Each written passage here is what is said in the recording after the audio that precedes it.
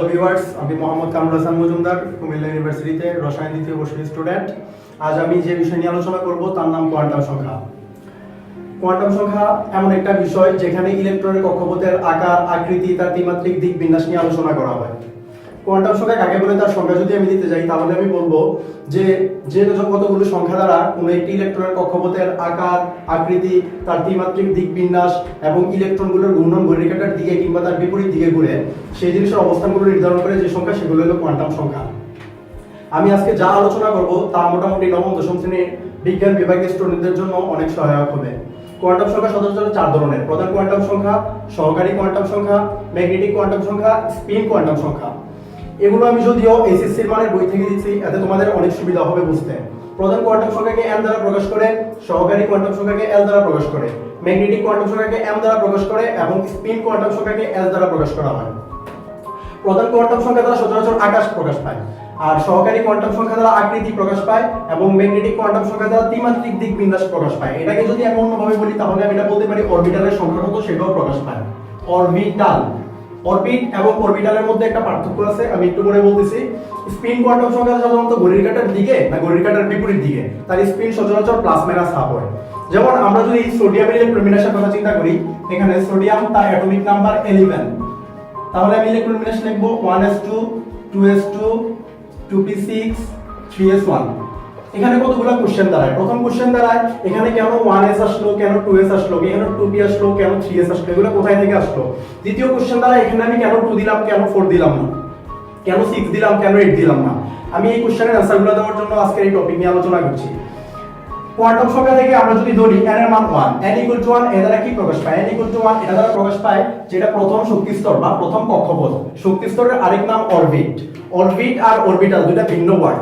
Orbit হলো একটা নিউক্লিয়াসের চারপাশে এমন একটা অঞ্চল যেখানে ইলেকট্রন ঘুরে বেড়ায়, আর অরবিটাল হলো নিউক্লিয়াসের একটা কক্ষপথের মধ্যে যে অঞ্চলে ইলেকট্রন খুঁজে পাওয়ার সম্ভাবনা সবচেয়ে বেশি সেই অঞ্চলকে কি বলা হয়? অরবিটাল বলা হয়। তো আমি যদি n এর মান 1 নেই, অর্থাৎ n এর মান 1 হলে এটা প্রথম শেল, কে শেল। এটা যদি আমি আরেকটা শেল ড্র করি তাহলে n শেল, মানে দ্বিতীয় শেল। আমি যদি n = 1 নেই তাহলে n এর মান যত, n এর মান সব সময় মানে সহকারী কোয়ান্টাম সংখ্যা অর্থাৎ উপস্তরের সংখ্যা সব সময় একটাই হবে, কারণ n এর মান যত l এর মান তত। l এর মান কাউন্টডাউন শুরু হবে 0 থেকে, তো n = 1 হলে l এর মান হবে 0 এবং l এর মান যত m এর মান হবে তত। m দ্বারা সাধারণত অরবিটাল সংখ্যা প্রকাশ পায়, আর আমরা জানি একটা অরবিটালে সর্বোচ্চ কয়টা ইলেকট্রন থাকতে পারে? 2টি ইলেকট্রন থাকতে পারে। এটা সচরাচর বলির বর্জন নীতি থেকে আসে। তো m = 0 হলে স্পিন কোয়ান্টাম সংখ্যাতে দুইটা ইলেকট্রন থাকে, একটা পজিটিভ স্পিন অর্থাৎ প্লাস হাফ আর একটা negative spin minus half. Total ইলেকট্রনের সংখ্যা দাঁড়ায় দুটি। তো যেহেতু দুইটি ইলেকট্রন দাঁড়ায় সেক্ষেত্রে l = 0 হলে n = 1, সেজন্য এই 1। আর l এর মান যখন 0 আমরা তখন লিখতে পারি l 0 হলে সেটাকে বলা হয় s, l যদি 1 হয় সেটা হবে p। তাহলে l = 0 এর জন্য এখানে আমি লিখতে পারি 1s, l = 0 এর জন্য 2s, এটা লিখতে পারি 2p। অর্থাৎ এখানে l এর মান যখন 2 তখন l এর মান 0 হয় 1 হয়, দুইটা ভ্যালু। l এর মান যখন 0 তখন এখানে আসবে কি 2s, আর l এর মান যখন 1 এখানে আসবে 2p। 2 হলো তার প্রধান শক্তি স্তরের নাম, সেকেন্ড, আর l 0 এর জন্য s আর 1 এর জন্য p।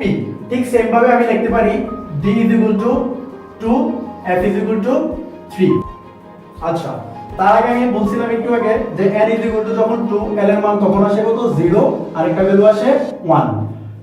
2 এর জন্য আসে 2s, কারণ আমরা জানি s এর ভ্যালু 0, p এর ভ্যালু 1, d এর ভ্যালু 2, f এর ভ্যালু 3, তাহলে এটা হবে 2p। এমন ভাবে যদি আমি সেম n = 3 ধরি তাহলে l এর ভ্যালু আসবে তিনটা, 0 1 2। এটার জন্য হবে 3s, এটার জন্য হবে 3p, এটার জন্য আসবে 3d। তাহলে সেই ক্ষেত্রে আমরা 1 এ পাই একটা 1s, 2 এ পাই 2s 2p, 3 তে পাই 3s 3p 3d, এমন ভাবে 4 এ পাই চারটা 4s 4p 4d 4f। তাহলে আমরা সিকোয়েন্সটা মোটামুটি এভাবে লিখতে পারি 1s 2s 2p 3s 3p 3d 4s 4p 4d এবং 4f। এইভাবে আমরা মোটামুটি সিকোয়েন্সটা লিখতে পারি। এখন কোশ্চেন হলো যে আমি s এর উপর কেন দুইটা ইলেকট্রন দেব, p এর উপর কেন 6টা দেব। সেটা আমি একটু আগে আলোচনা করেছি। যখন n এর ভ্যালু 0 হবে তখন এখানে m এর মান হবে একটা, m এর মান একটা মানে m0। m এর মান একটাতে একটা অরবিটাল, 0 মিন্স 1 অরবিটাল, 1 অরবিটালে সর্বোচ্চ 2টা ইলেকট্রন থাকতে পারে। এজন্য দেখা গেল কি 1s এর ইলেকট্রন সর্বোচ্চ কয়টা? 2টা। ঠিক সেম ভাবে 2s এর ইলেকট্রন পাওয়া যাবে 2টা এবং p এর 6টা হবে। কেন p এর 6টা হবে? p এর ভ্যালু আমি যদি ধরি n = 2, l = 0 1, l = 0 এর জন্য m এর মান 0, আর এখানে m এর মান হলো 0 সহ প্লাস মাইনাস l, তো এখানে l এর ভ্যালু 1 প্লাস মাইনাস 1, তাহলে এখানে অরবিটাল 3টা, একটা 0, একটা প্লাস 1, একটা মাইনাস 1। প্রত্যেকটা অরবিটালে পরিবর্তন নীতি অনুসারে যদি 2টা ইলেকট্রন থাকতে পারে তাহলে 3টা অরবিটালে 6টা ইলেকট্রন থাকতে পারবে। এর জন্য p এর সর্বোচ্চ ভ্যালু 6, অর্থাৎ p এর মধ্যে 3 রকম শক্তি স্তর আছে, সেগুলো আমরা জানি px, py, pz। ঠিক সেম ভাবে d এর মধ্যে 5টা উপ শক্তি স্তর আছে, dxy, dyz, zx, dx² - y² dz²। সেখানে 5 ধরনের 10টা ইলেকট্রন এবং f এর মধ্যে আছে 7টা, এর জন্য সর্বোচ্চ 14টা ইলেকট্রন ধারণ ক্ষমতা করতে পারে। আসি আবার আমরা একটা ইলেকট্রন বিন্যাসে যাই। আচ্ছা, আমি যদি এখানে এই সিকোয়েন্সটা আমি দেখালাম তার আগে এখানে আমি যদি দুইটা কোশ্চেন নেই, একটা যদি দেখি পটাশিয়াম ইলেকট্রন বিন্যাস যদি আমি দেখি তাহলে আমি দেখতে পাই 1s2 2s2 2p6 3s2 3p6 3d তে 0 4s। কিন্তু এই সিকোয়েন্স অনুসারে আমি কি দেখতে পাই? সিকোয়েন্স অনুসারে আমি দেখতে পাই 3p পরে 3d অরবিটাল। তাহলে কোশ্চেন হলো 3d অরবিটালে ইলেকট্রন না গিয়ে কেন 4s অরবিটালে গেল? সেই কোশ্চেনের অ্যানসার দেওয়ার জন্য আমার একটা অন্য বিষয় আলোচনা করতে হবে, সেটা হলো অপর নীতি বা n+l এর নীতি।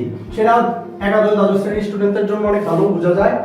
আর আরেকটা কোশ্চেন হলো, কেউ যদি আমায় কোশ্চেন করে যে 2d অথবা 2f অরবিটাল সম্ভব কি সম্ভব না, আমি এখানে 2f লিখলাম, এটা কি সম্ভব? সম্ভব না। কেন সম্ভব না? তাহলে সেটার অ্যানসার দেওয়ার জন্য আমার কোয়ান্টাম সংখ্যায় যেতে হবে। n = 0 হলে n এর মান দুইটা, একটা 0 আর একটা 1, 1 এর জন্য 2s আর 0 এর জন্য 2s, 1 এর জন্য 2p। তাহলে সেক্ষেত্রে দেখা যায় যে কি আমি 3d বা 2f এমন কোন অরবিটাল পাওয়া সম্ভব না, কিংবা 2d অরবিটালও পাওয়া সম্ভব না। আচ্ছা, আমাকে যদি কেউ এই কোশ্চেন করে যে এখানে 2d এবং 2f অরবিটাল কেন সম্ভব নয়, তাহলে আমি অ্যানসার দিতে পারবো কোয়ান্টাম সংখ্যার আলোকে। কোয়ান্টাম সংখ্যার আলোকে আমি যদি অ্যানালাইসিস করি দেখবো n = 2 এর জন্য l এর দুইটা ভ্যালু পাওয়া যায়, একটা ভ্যালু 0 আর একটা ভ্যালু 1, 0 এর জন্য 2s এবং 1 এর জন্য 2p অরবিটাল। সুতরাং এই ক্ষেত্রে আমি 2d বা 2f অরবিটাল পাওয়া সম্ভব নয়। পটাশিয়ামের 19তম ইলেকট্রনটি 3d অরবিটালে না গিয়ে 4s অরবিটালে যায় কেন? এই কোশ্চেনের অ্যানসার পাওয়ার জন্য আমার দেখতে হবে n+l এর নীতি। n+l এর নীতিতে বলা আছে ইলেকট্রন প্রথমে নিম্ন শক্তির অরবিটালে প্রবেশ করবে, পরে ক্রমান্বয়ে উচ্চ শক্তির অরবিটালে প্রবেশ করবে। তাহলে আমরা এখান থেকে চিন্তা করতে হবে যে কে নিম্ন শক্তির অরবিটাল, কে উচ্চ শক্তির অরবিটাল। তাহলে 3d এবং 4s এর মধ্যে আমি কিভাবে তুলনা করে পাই যে 3d নিম্ন শক্তি না 4s নিম্ন শক্তি?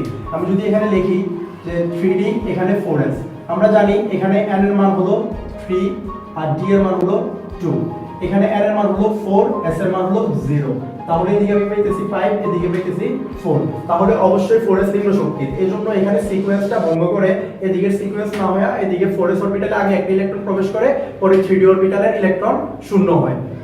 তারপরে যদি আমি যাই ব্যতিক্রমধর্মী ইলেকট্রন বিন্যাসের মধ্যে, পটাশিয়ামের ইলেকট্রন বিন্যাস আমরা একটু আগে আলোচনা করলাম। এখানে আমরা দেখতে পেলাম যে ইলেকট্রন 3d অরবিটালে না গিয়ে 4s অরবিটালে গেল আব্বাও নীতির কারণে। এখন যদি আমি ব্যতিক্রমধর্মী ইলেকট্রন বিন্যাস নিয়ে আলোচনা করি তাহলে আমি দেখতে পারি ক্রোমিয়াম 24 এবং কপার 29 অ্যাটমিক নাম্বারের ইলেকট্রন বিন্যাসগুলো। সচরাচর ইলেকট্রন বিন্যাস যদি করি আমি ক্রোমিয়াম 24 এর, তাহলে ইলেকট্রন বিন্যাসে দেখতে পাই যে 4s2 এ 2টা ইলেকট্রন আর 3d4 এ 4টা ইলেকট্রন থাকার কথা, কিন্তু এখানে নিয়মের ব্যতিক্রম ঘটে, এখানে 3d 5 হয়ে যাবে আর 4s 1 হবে। তার কারণ কি? আমরা জানি d অরবিটালে d তে 5টা অরবিটাল পাই, আমরা জানি d তে 5টা অরবিটাল পাওয়া যায়, সেই প্রত্যেকটা অরবিটালে 2টা করে ইলেকট্রনের জন্য সর্বোচ্চ d 10টা ইলেকট্রন ধারণ ক্ষমতা করতে পারে d10। এখন d10 অথবা d5 যখন হবে তখন ইলেকট্রনিক কনফিগারেশনটা অনেকটা স্থিতিশীলতা অর্জন করবে। সেক্ষেত্রে আমরা এখানে দেখি যে একটা ইলেকট্রন 4s অরবিটাল থেকে 3d অরবিটালে চলে আসে, এজন্য ইলেকট্রন বিন্যাসের ব্যতিক্রমিতা ঘটে, এটা একটু ডিফারেন্ট নিয়ম হয়। ঠিক সেম কপার 29 এর ক্ষেত্রেও তেমনটাই ঘটে, এখানে পূর্ণ স্থিতিশীল হওয়ার জন্য d10 এবং 4s 1 হয়ে যায়। আচ্ছা, যাক আমরা ব্যতিক্রমধর্মী দুইটা ইলেকট্রন বিন্যাস দেখতে পেলাম। এখন এখানে একটা কোশ্চেন থেকে যায় যে আগে তো ইলেকট্রন 4s অরবিটালে প্রবেশ করলো, তারপরে 3d অরবিটালে প্রবেশ করলো, তাহলে কেন 3d আগে 4s পরে? এটা সাধারণত কোয়ান্টাম সংখ্যার একটা সিকোয়েন্স, এই সিকোয়েন্স অনুসারে আমরা সবসময় লিখতে হবে। যদিও ইলেকট্রন আগে 4s এ প্রবেশ করছে, কিন্তু আমরা এটা পরেই লিখতে হবে, কারণ আগে 3d অরবিটাল তারপরে 4s অরবিটাল, অনেকটা একতলা দুতলা তিনতলা চারতলা বাড়ির মতো।